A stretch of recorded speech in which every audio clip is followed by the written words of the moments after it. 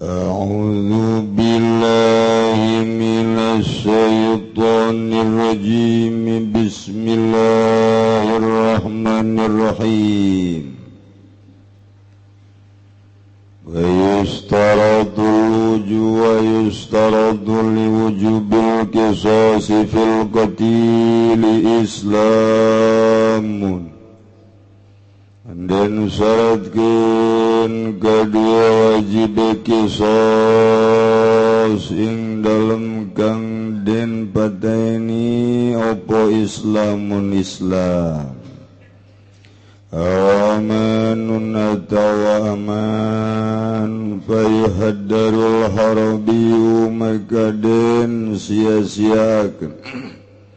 sapa al-arabiyu kafir kang bangsa Arabi wal murtadu lan wong kang murtad wa man alaihi qisasun lan wong kang ikut tetep ing atase man utawi qisas kagairi kaya liyane man. Wazanil muhsan lan utawi wong kang zina muhsan iku in qatalahu zimmiyun lamun matani ing zanil muhsan sabaka birzimi kutila maka den bunuh ya zimi aw muslimun atawa wong kang muslim di kitab urang mawa aslama atawa manjing Islam ya zimi fala kutila fil asahi ing dalem mungguh kaul asah ing dalem mungguh kaul asah. Setiajan orang neraskeun pangaosan urang bacakeun heula Fatihah. Hiji kanggo Haji Ahmad bin Nur Hawasangiang Hajasah binti Haji Gebang, Haji Harumah Haji Hamim Haji Jarkoni bin Haji Harun Sukaisih bin Hasim, almarhum Muhammad Zain bin Rashim Pakulunan Barat, almarhum Idi bin Hawa Wair bin kemudian Husna binti Raih binti Adam, almarhumah Siti Fatimah binti Haji Hamid Haji Syakur bin Haji Ghazali, Haji Mahari bin Irah Wahib bin Haji, kemudian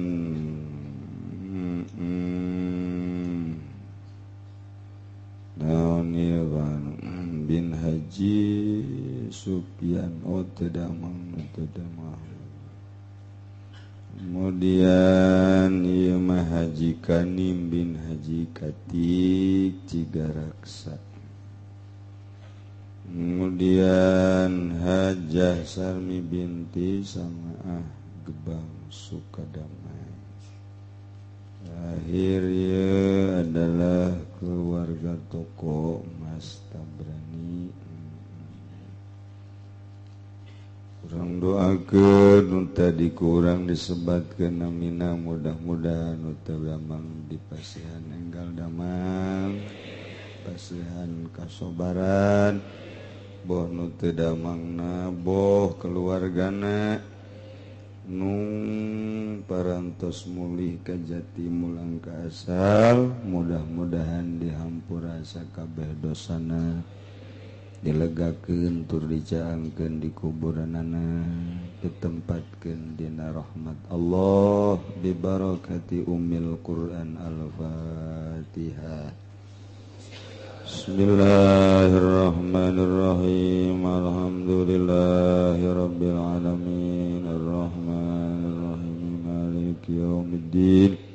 iyyaka na'budu wa iyyaka nasta'in ihdinas siratal mustaqim siratal ladzina an'amta 'alaihim ghairil maghdubi 'alaihim waladdallin. Terakhir aya keneh nu tinggalin almarhum almaghfulah Abah Haji Jamhari bin Haji Minan Pasirangdu engkel Cibadak Cikupa meninggal Kamis kemari. Pangdoakeun mudah-mudahan dihampura sakabeh dosana canangkeun di kuburanana aya dina ridho Allah Subhanahu wa taala bi barakati umil Quran Al-Fatihah. Bismillahirrahmanirrahim. Alhamdulillahirabbil alamin arrahmanir rahim maliki yaumiddin. Iyyaka na'budu wa iyyaka nasta'in ihdinas siratal mustaqim siratal ladzina an'amta 'alaihim ghairil maghdubi 'alaihim waladdallin.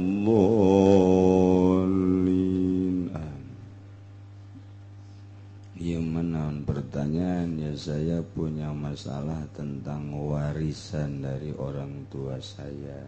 Sugan kebagian ya. Luas 3.000 meter sekarang dijual, dipindahkan. Saya minta diganti, tidak dikasih. Bagaimana hukumnya? Tolong dijelaskan. Boro-boro merenya gitu menang orang. Beres ya. Itu ya mah hese ngajawabna antara nu ngajualna saha, aju kuduna dibagi sabaraha, itu kudu datang kabehana. Beres itu pertanyaanna itu saya potong ki. Saya punya luasnya 3 sekarang dijualnya ku saha, dipindahkeun ka mana jang naon. Saya minta diganti ka saha. Ya dikasih bagaimana oleh siapa? Siapa? Teu sakola kajian kumaha ge. Yes.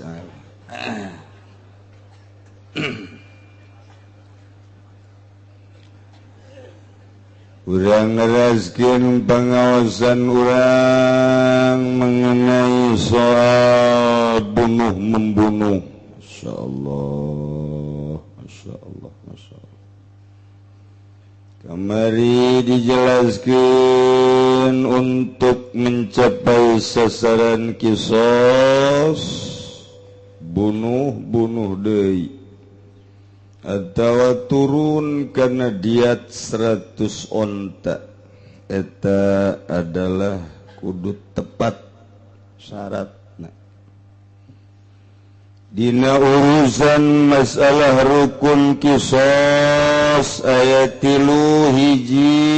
qatlu ngabunuh, bener-bener pelaku pembunuh ngalakukeun ngabunuh, jadi aya pembunuhan. Kedua, ngabunuhna kudu ngahaja. Syarat ngabunuhna kitu kudu ngahaja nomor kahiji. Nomor kedua, qatil aya nu dibunuhna. Nomor katilu aya nu ngabunuhna. Syarat nomor kahiji masalah pembunuhan ngabunuhna. Nu ngabunuh jeung nu dibunuhna kudu ngandung syarat. Pembunuhanana ieu adalah kudu aya mukafaah dina agama. Kamari geus dijelaskeun soal nu ngabunuhna kudu pembunuhanana kudu ngahaja. Oge di negarana negara kitu nu aman. Ulah dina daril harab komo kerja perang atuh makin urang loba ngabunuh makin hebat. Nomor kedua atawa di kitu di desa Islam wajib sama di negara Islam mah. Lamun di negara kafir harobi mah teu wajib kudu dikisos. atawa jelemana murtad tekudu dibunuh. Nu kamari geus dijelaskeun kuari dek ngajelaskeun masalah syarat nomor kedua ialah anu patali jeung kotil teh nu dibunuhna keterakhir anu ngabunuhna tadi mah pembunuhanna dilakukeun di mana jeung kumaha kuari mah nu dibunuhna saha nu kudu dikisos teh bentuk nu dibunuhna model kumaha. Waduh jika jangan musani payustaratu liwujubil kisos disyaratkan karena wajib kisos fil qatili dinu dibunuh qatilun wazan fa'ilun santri mah geus teu aneh aya fa'ilun bimana fa'ilun aya fa'ilun bimana maf'ul kama dina sorof ge aya kama kal qatil bimaknal maqtu jadi qatil teh wazan fa'il jadi ngaji kitab mah kudu nganyahokeun wazan heula nasrif ngaranna ke nyaritakeun segat mubalago aya sabaraha jadi hayang kena bisa maca kitab teh teu mahi waktu 10 tahun teu mahi nu 10 tahun ge ka ditu na kagoda ku Golkar juta araranggeus bararata jadi kiaina nu 15 tahun ge sarua malah nu geus jadi abuya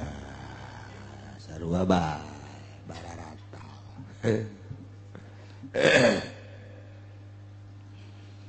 Taya disyaratkan untuk katerapan kuwajib bales pati kisos ngarana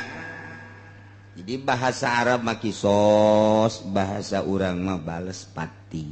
tuh bahasa teh hese urang mah teu nyaho bahasa reformasi teu nyaho bahasa demo teu nyaho urang bahasa IMF teu nyaho bahasa MNC teu nyaho beuki luhur beda naon eta bahasa-bahasa kadenge ku celima nu sok nonton TV mah sok ngadenge kan tuh sasada sorangan ai pihartieuna mah jeung ka mana loyogna teu teu ngarti sarua bae jate dibejaan ku pamarentah mun urang kuari di bejaan urusan struktur kepemerintahan kuari nyaho pasti mau golok kuari kene lurah pencit camat pencit mun urang dibere nyaho acak-acakan ujur presiden kombuana bae ge di pencit di sate mun nyaho ngan hadena urang mah teu alhamdulillahirabbil ngan teu nyaho mah dibobodo sakitu doang tuh kudu nemah bae ja urang jelema bodoh geus urang menemah jelema bodoh aju dibobodo bae kajen nu penting mah urang mah salamet fid dunya wal urang dengan kasalebetan bae ulah hese-hese lah kuari nu pararaeh demo nu tanggung jawabna deres menuturkeun ieu mah ieu paehan deui atawa 100 onta meureun bapakna dibere 100 onta lah kajeun lah anak aing isuk mah paehan deui habek ojol pake meuli truk eta mah eueuh komusna kos kitu mah anak mah tetep bae nya jeung dedek tapi lamun kuari korban-korbanan memperjuangkeun naon sampikeun ka paeh saha nu bertanggung jawab nu di rumah sakit kuari saha nu bertanggung jawab nu diperjuangkeunana naon haju ieu mun tayangna ka saha eta nu kudu diperhitung tes kisos teh bahasa Arab bahasa orang nama balesan maehan tak leuwih ngeunaheun deui tak balesan maehan jadi maehan dibales ku paehan deui eta bahasa Arabna kisos atuh ngaji jeung urang ketos batu kieu pas bener ngaji jeung nyekelan pacul waluku geus we kieu ngeunaheun ngaji teh badeg dog ngeunaheun nikmat urang geus mendingan kos urang ge ngaji mah di lembur bahasana ge make bahasa kos urang we kieu ngarti los teu kajeung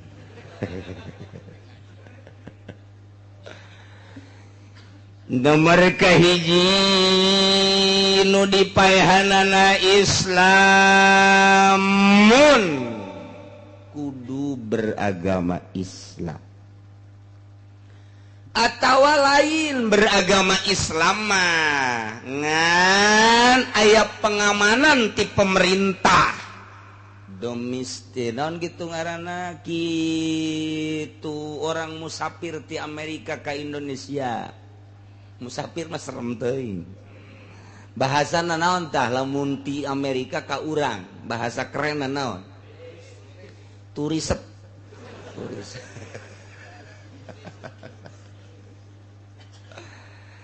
tah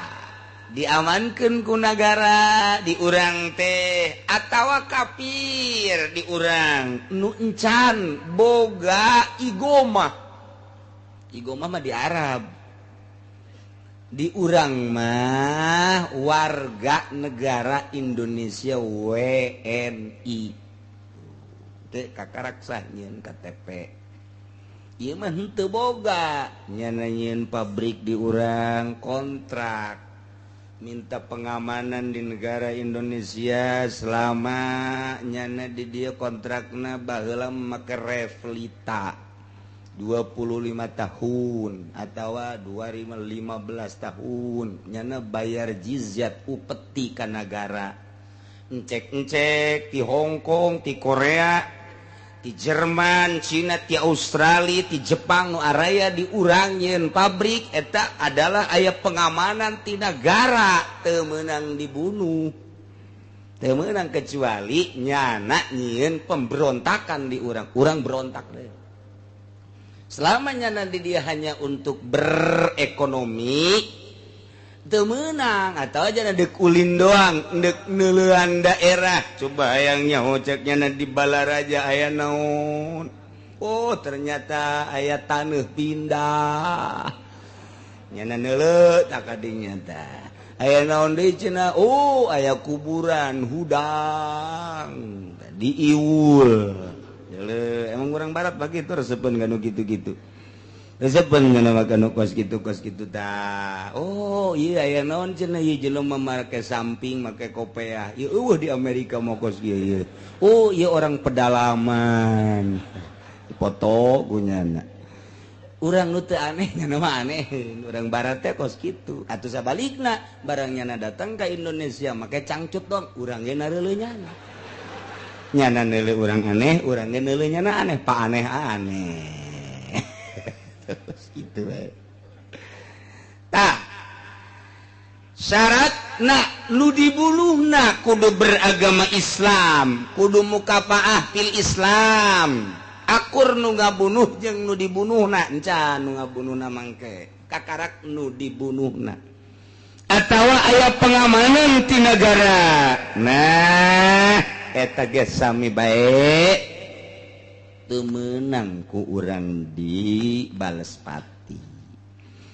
jadi naon itu wajib di Balespati mun dibunuh zaid teu puguh-puguh ku ari ngabunuh bos cinglu dibunuh kudanya sak geus aing ke tangkap ku polsek deh diinterogasi kenapa kamu membunuh habisnya saya kenapa saya kan udah 2 kali bayar 3 juta kok nggak dimasuk-masukin udah cari orangnya pelantara enggak ada ya udah ada bosnya dia keluar naik mobil saya bunuh aja bunuh deh tetep baik sebab eta bos cinglu aya pengamanan ti negara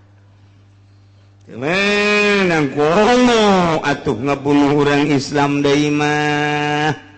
bunuh deui we sangkilang orang kafir ge orang kafir nu aya pengamanan di negara urang na ye kafir di ngaranna eta wajib dibunuh deui masya Allah Fayuhadarul harabi wal murtadu maka disia-siakeun kafir bangsa Arabi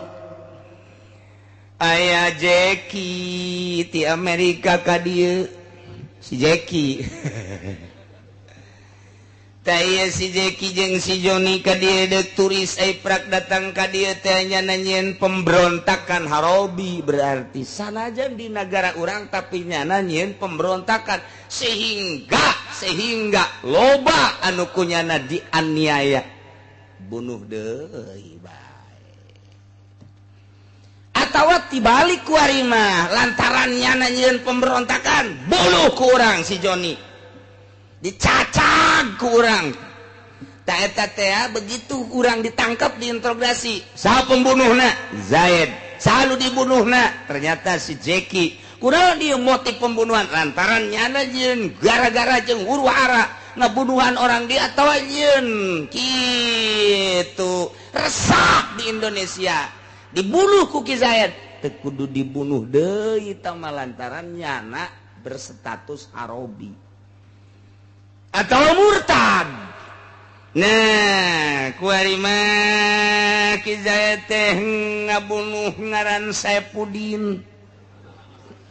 Saifuddin teh asli nama orang Balaraja, orang Bitung. Sakola di Semarang, bobongohan kuari jeung urang Semarang. Ai praktek ternyata orang kabogohna teh Kristen.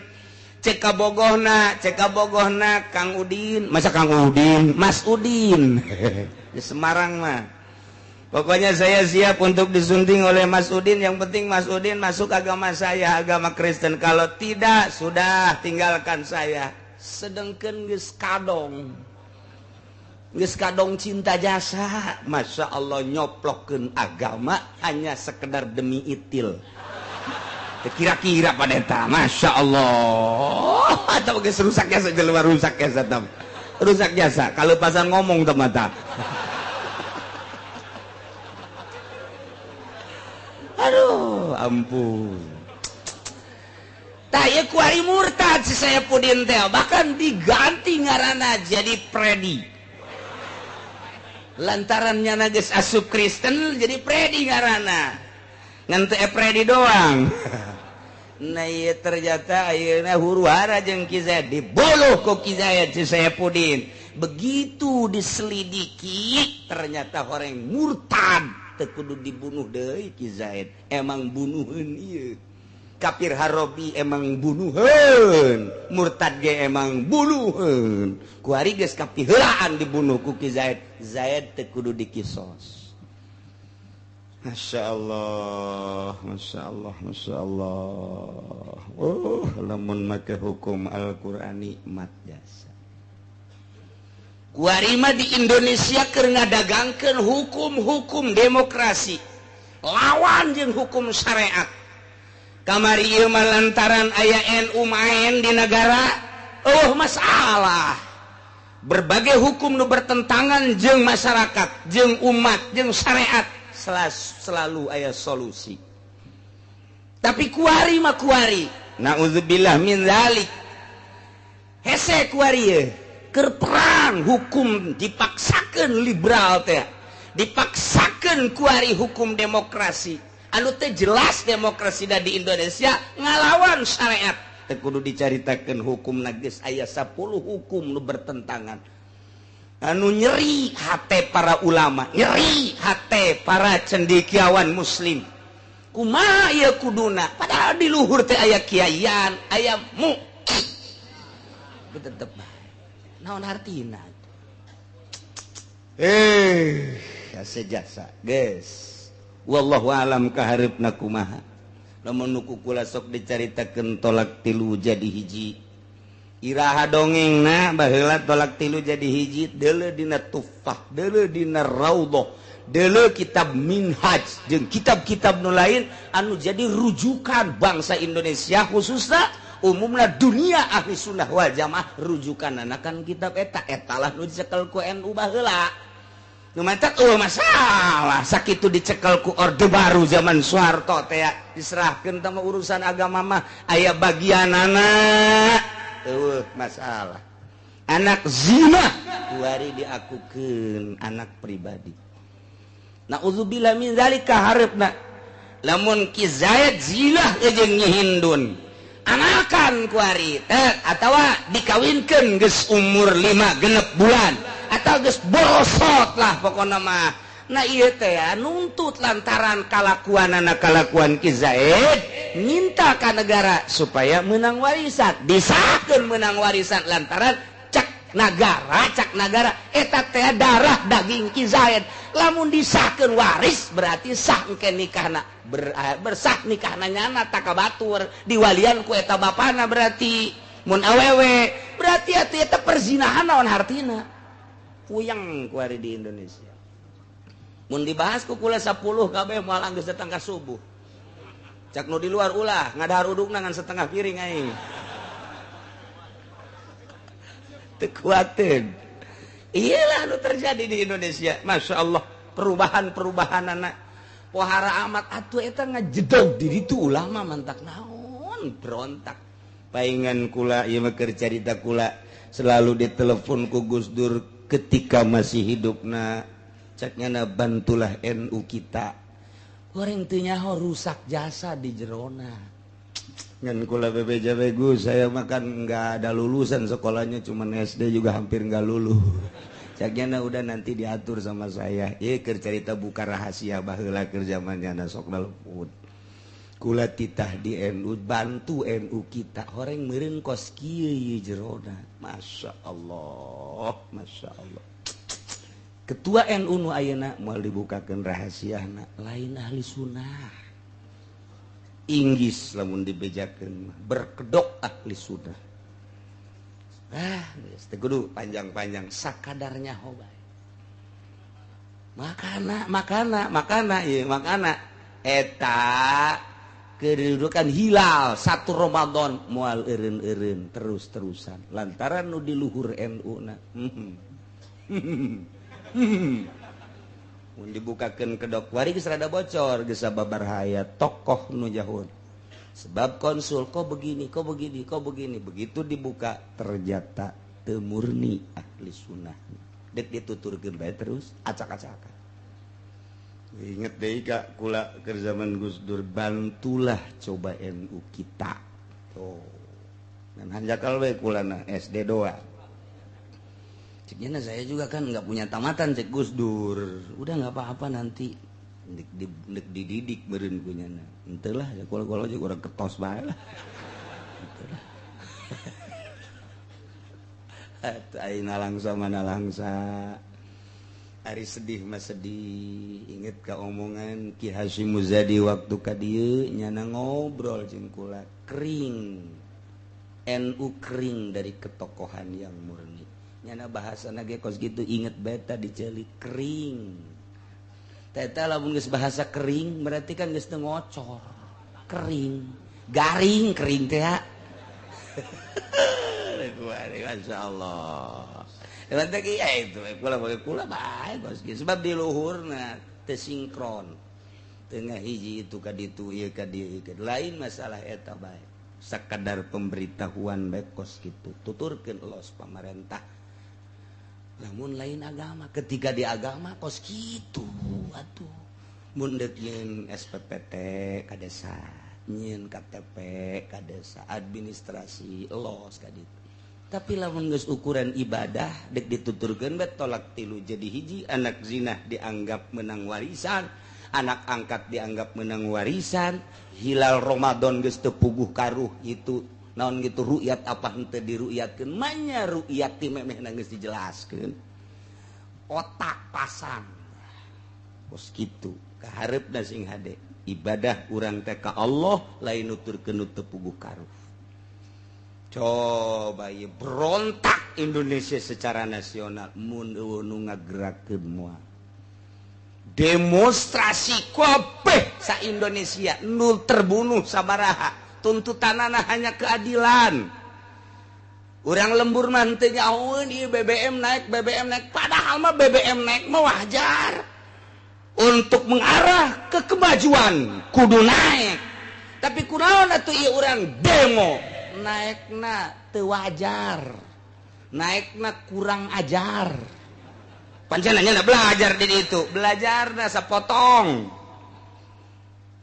lamun dibahasakeun bahasa intelek cara di TV teu ngarti-ngarti urang Indonesia mah lantaran mayoritasna bodoh nu mantep kula mah teu daek make bahasa intelek ge keur mah teu bisa meureun make bahasa Melayu ngeng teu mah teu daek kecuali kampung Melayu bahasa kampung Melayu bahasa sepatan ya bisa Jawa ge Jawa mauk mah ya isolas titik-titik tapi lamun geus ngaharepan urang Solo aduh ampun aing ngaharepan urang Jogja geus teu bisa bae tapi lamun ngaharepan urang Serang ngaharepan urang Mauk datang ka jam 12 petik dilawan ku aing sapiraha atuh Jawa Mauk kateter-teter ka Sunda nya geus komo Jawa rajeg mah nya nu ngomong urang nu hayang seuri nya nu ngomong urang hayang seuri eta si Jawa teh Sunda campur rajeg eta geus kitu ya dipaksakeun mah bisa kula ge sok hayang seuri lamun santri urang Jawa di dieu peuting sok mararasak gandeng teh budak ngomong naon jurig teh jelema teh orangnya keur ngobrol ambo budak tamaja bahasa kos itu tapi lamun bahasa kaditu nah ieu bahasa bahasa komo bahasa internasional mun kukula dek dijabarkeun kenaikan BBM teh ku bahasa urang mah kieu ye abeh kaharti abeh nyaho belang ieu minyak nu urang kuari dicokot diteken ku Amerika lantaran urang boga potula patali jeung MNC jeung UNF IMF dicokot ku nyana dijual deui ka urang dimahalkeun kahartin teh tuh kuari mah endek teu marudah kumaha minyakna nu urang diteken dicokot ku Amerika untuk internasional multinasional lain Amerika bae di jerona dijual deui ka urang dimahalkeun jang nyana urang nu boga minyak urang nu direbut urang nu kudu meuli pasang otak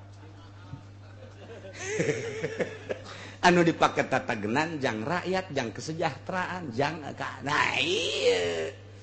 tapi lamun rapih mah di luhurna tetep bae aman moal aya kurang rapih di luhurna lantaran cek SBY teh mah minyak aing kudu dibeli ku aing kan gitu mun ngomong urangna kitu tah ayo coba tentang atuh ka DPR teh memang MPR mutuskeun tentang mah minyak urang kudu dibeli ku urang marudah lah nyana intren di ditu udah gandeng cekna kebutuhan partai sia sabaraha kebutuhan ta aya nu tinggalin mun kamari rapi mah atuh berjamaah alhamdulillahirabbil alamin kulantaran aya nu tinggalin marudah nu tinggalin ngagerakeun secara nasional sa Indonesia lantaran tinggalin tuh ku bahasa urang makan kaharti jaheunya kiainya jaheu ujian mawa pacul ge dibawa paculna ka ditu sia lain ketrokan ka ditu ngetrok wae ujianana eta teu kaharti urang mah teu ngomong nanaonan teh budak demo-demoannya capek-capek teu paham teh aju nu demo ka ditu datang kororosaan can paham sarua bae encan paham mentak poe minggu mentes ngaji di dieu kamari minggu kamari ba'da asar aya orang istana kadi nanya ke Pak Kiai ini kan mau demo besar betul bagaimana menurut Pak Kiai akan menurunkan presiden atau tidak oh tidak nyana ge ngomong alhamdulillah kok kenanya ka kula heran teh coba kunaon nyana nanya ka kula tah poe minggu asar aya orang istana datang ka dia nanya sampai turun enggak presiden Pak Kiai enggak cek kula ditanya kunyana kenapa sampai enggak diturun ini cuma demo kecil-kecilan sakitnya kecil-kecilan tuntutan mah hayang keadilan nyana lain rakyat kartin teh ketuntutan lain keadilan rakyat keadilan jang nyana nu teu kabagian ya tuh sia oplo-oplo teuing atuh deui Wantang sampai payah tuh rugi engke geja naik bakalna pending 6 bulan nyana dek musyawarah yang para syaiton teu kitu mah mun ngomong urang mah geus kitu tah ya Allah kan teu kaharti jadi aya 10 engke mun kukula dicaritakeun mengapa dan mengapana ieu moal atuh jadi keur ngaji Pak tuh nanti nanyakan tidak akan sampai turun. Kenapa Pak Kiai? Sebab calon presiden yang siap untuk melanjutkan secara jujur dan adil tidak kuat tekanan dari asing. Siapapun yang jadi presidennya seperti ini. Lantarannya nak di embargo engke ku Iran, dibom engke kilang minyak Iran anu ka Eropa jeung ka Amerika. Nyana geus teu bisa naik mobil geus ditekan negara-negara Malaysia, Indonesia dan lain sebagainya aing boga mobil kudung naik mobil sia di dituna dibom ku Iran acak-acakan ujianna beuki luhur bae eta naik tah tuh teu kaharti tah sebab kilang minyak Iran mah ke seluruh negara Eropa jeung Amerika mun kunyana dibom diputus didinya atau geus kapal moal lempang mobil moal lempang Alphard tinggal Alphard Lexus tinggal Lexus Maudi tinggal Maudi nyana geus tak sirana siratu salah pegang salah satu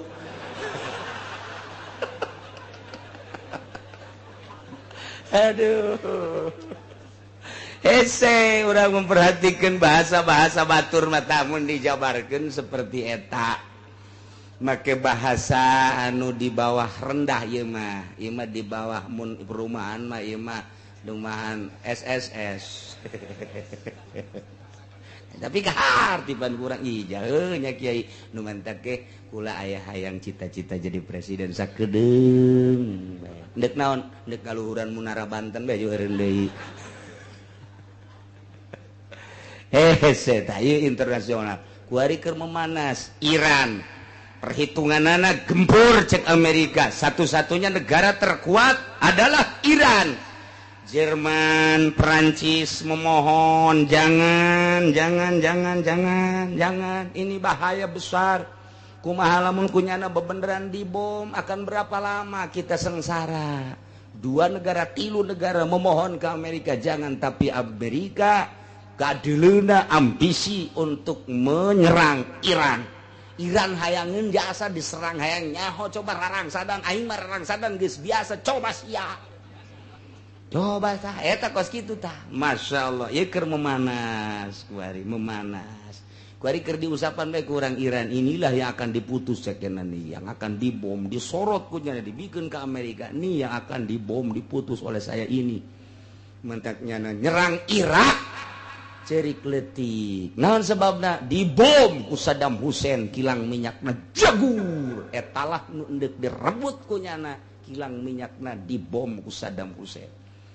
kagok asong nyana terus bae di perangan nu bunuh diri tercatat per hari 135 per hari nu bunuh diri encan nu katembak can nu dipencit encan nu disate ku Iran ji emang kuat nyeri gitu Amerika iyalah balas dendam Amerika lantaran kuarega nu stres lo bakene di Amerika teh itu dibejakeun ka dieu tuh ulah cek ulah dibejakeun nu stres nu asup Islam loba jasa nu matak nu umroh kuari loba jasa Kanada Inggris Prancis kuari nu umroh sababaraha kapal kuari ka Mekah tinggal Obama bae gide kepala kieu amat ceknya tuh lamun urang Amerika arasup Islam urang Indonesia arasup ke Amerika bloona deui Masya Allah tah ieu make bahasa rendah mata kos kitu etalah minyak urang teh kos kitu nu urang direbut secara paksa dijual ka urang mahal lain jang urang munjang urang mah masalah tapi timbullah BLT nanaonan jalain hayang eta masyarakat kejujuran jeung keadilan pending 6 bulan jek musyawarah heula jadi ditu ge bakal ke lamun geus kabeleteran kabeh oh iya naik sekian persen saja bakal kos kitu kajen kuku bae tah ieu lah Indonesia entar sing ade ulah ka bawa-bawa komo kiai mun kuari kiai milu bae ka pamarentah huluna Amerika parem pondok pesantren lain anti Amerika urang hayu lain anti pemerintah bareng jeung pemerintah dina hal-hal keduniaan tapi urusan agama kuduna urang nyekelan Al-Qur'anul Karim ja ceurik hate pamarentah ge nurani nama camat ge ceurik ya bertentangan ieu teh jeung kehidupan sapopoe bupati ge ceurik ya bertentangan nu boga nurani tapi sarua di luhur jenderal dan ge careurik kok kieu ieu teh ngan geus hese jaritakeunana ieu di Indonesia ku reformasi teu beunang iwalti kudu ke revolusi tinggal ditanya bae siap henteu revolusi henteu can paham mun geus paham siap kabeh encan paham demonstrasi ge can paham embung kulantaran paham daek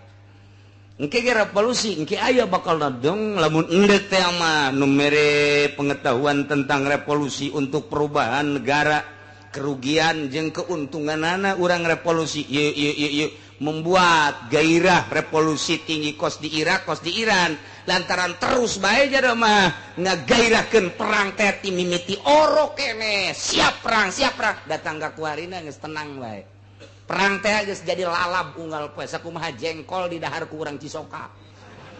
amis sakeuna teh geus masyaallah kos gitulah keberadaan negara di dunia tetap puhuna nu endek perang urang kakarak ge puhu endek perang buntut geus acak-acakan kakarak dek perang doang Amerika jeung Iran buntut geus kupat kapit urang mah buntutna ge buntutna ngan hanjakal kebona keur depak dina kobakan jadi buntutna ngepot Masya Allah Karim begitulah keberadaan negara urang mantap yuk kepada kiai kepada ustad hati-hati ulah iiluneun jeung Golkar ulah iiluneun jeung partai nyana-nyana bae urang bageur urang tuturkeun dina hal-hal nu kitu ulah milu sebab geus teu bisa dinasehatan kuari boro dinasehatan ku ustad jeung kiai model urang cacakan kuno di laluhur ge geus teu beunang ku nasehat kuat nyana-nyana bae nyana ge nuranina mah ceurik neuleuh nini neuleuh aki-aki neuleuh yatim piatu tapi kan nyana diteken gara-gara urang lah boga pertalian jeung orang Amerika seperti kieu mentak Gus Dur deuk kaluar ti eta langsung ka Israel langsung nyana ke Timur Tengah mun nyana sataun deui tah jadi presiden urang keluar ti Amerika ngan teu paham politik waktu kos kitu lulumpatan trek kakarak lumpat ka Israel bage pengaruh ngomong nyana ieu nu ngomongna mah tah anu Amerikais atuh nu teu atuh teh atuh naon dipermasalahkeun kok boga rencana ieu lah dek kaluar ti IMF nyana teh endek berdiri sendiri mentak dipertimbangkeun ku Gus Dur apakah ieu terus negara teh apa henteu berubah apa ulah dirubah apa ulah perekonomianana kan nu jelas mah tina naon gitu kuari produksi dek di ka zaman Soeharto keun deui tapi cek Gus Dur ge asana moal kuat ya ini nya geus boga perasaan asana moal kuat bener bae teu kuat komo salaria entak nyana didukung di tidak jadi presiden duk dihayukeun embung moal kuat sebab teu kuat ieu bangsa Indonesia na barodo embung mandiri jeung teuing rakyat cilaka jeung teuing rakyat teu dahar nu penting aing kabeli mobil tah sompral nama seperti eta kitulah lalakon di Indonesia geus sakadarnya bae demo nu kamari teh di bahasa Sundakeun mah seperti kitu urang mah geus ulah nanaon nu penting mah urang mah salamet bisa ngaji bisa ibadah menang ridho Allah Subhanahu wa ta'ala jeung teuing kege aya waktuna kege aya eureuna kumaha meureun kege aya bae kajen ku kumaha ge urang nungguan satria baja hitam.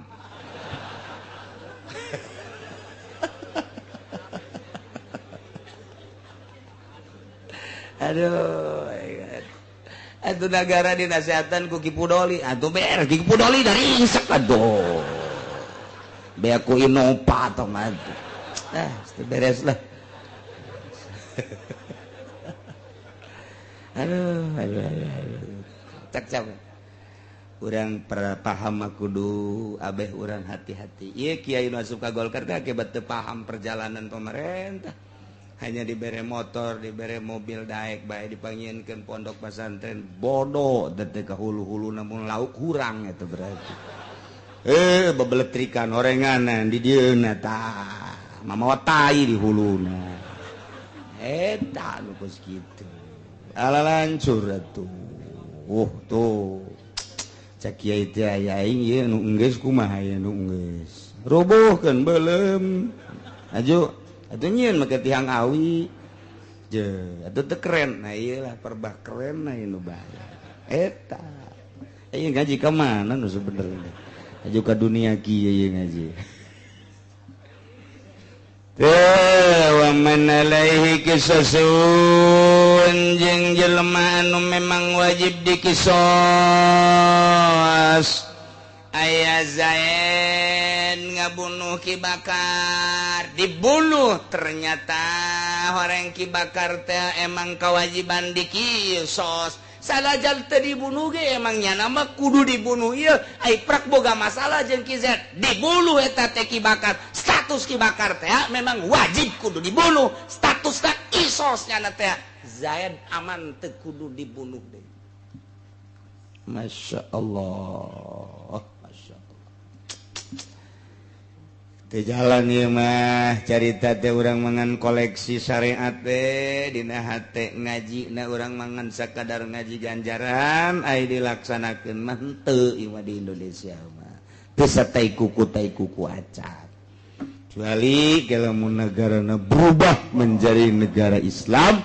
atau sadar hukum tentang hukum Islam walaupun demokrasi salah sadar hukum di Aceh bisa di Malaysia walaupun beberapa persen aja bisa kunaon atuh diurang henteu tinggal dipasrahkeun ka penggede bae ternyata orang emang bupatihna agamana mining gubernurna atuh diurang makomo head aju atuh kadituna terus menteri-menterina Masya Allah jaksana ieu mah keur carita beginilah keberadaan orang-orang Indonesia jauh keneh ka make hukum Al-Qur'anul Karim geus urang mah sakadar ngajelaskeun ngaji jaki horenganan bertentangan jeung hukum-hukum nu aya di Indonesia terserah tamanyana sahibul wilayah urang mangan sakadar koleksi syariat kebelah dituna urang meunang ganjaran ngaji kieu teh mandak ieu mah meunang saperna mah bari HS ge ngaji ieu mah teu dipake ieu mah bari HS oba salah cak nu nudutan aing mah teu kudu dititah ku sia kiai cenah geus miheulan atuh tinggal kula bae nganuhunkeun ke nuhun atuh masalah Asyaallah wazanil musanin qatalahu zimiyun kutila ai jelma nu zina muson zina teh bagi dua aya zina muson aya zina goer muson lamun jelema zina geus pernah kawin secara sah menurut syariat mun zina ngaranna zina muhson lamun aya jelema zina can pernah kawin anu sah menurut syariat eta zina ngaranna zina goer muhson engke statusna keputusan hukumna lamun jelema zina muhson tangkap ku pemerintah adili supaya jelas bener-bener nyada pelaku zinahna ai praktis jelas ranjam sampai pae Etala zina muson, lamun zina goer muson, iya hanya dijilid hungkul. Beda engke keputusan hukumna. Nah kuari Zaid pezina kabeneran ngalakukeun zina muson. Ai prakin qatalahu zimiyun dipayahan ku kafir zimi. Tetap kafir zimi numayan ki Zaid sebagai zina muson lantaran Zaid mah agaman Islam kafir zimi anu aya di Indonesia boga pengamanan ngabunuh ki Zaid nu zina muson bunuh deui bae teu buka paah lantaran muslimun atawa dibunuhna ku jelema muslim atawa kafir zimi na asup Islam kayma fala Zaid zina muson kuari aya Ki Bakar tadi nama kafir kuari Ki Bakar asup Islam dibunuh ku Ki Bakar nut status tadi na kafir asup Islam kaye mah teu kudu dibunuh lantaran emang zina muson mah kudu dibunuh kuari ieu pelakuna muslim teu kudu dibunuh. Tuh kitu fil asohi nurutkeun cikaol asoh dalilna lantaran baheula waktu zaman Kangjeng Nabi loba kafir nu ngebunuh ketika perang di luar perang ge dibunuhan ku kafir-kafir diseret dibunuh dianiaya tapi nyana asup Islam Kangjeng Nabi henteu nitah ngabunuh tak ka kafir nu asup Islam amankeun ku Kangjeng Nabi amankan masalah tamak kerja jadi kafir kan ngabunuhna ieu ge sarua aya kafir zimi ngabunuh encan diadili ku pemerintah asup Islam amankan masalah sebab kuari nyana berubah tidak kafir jadi muslim wa fil qatil wallahu a'lam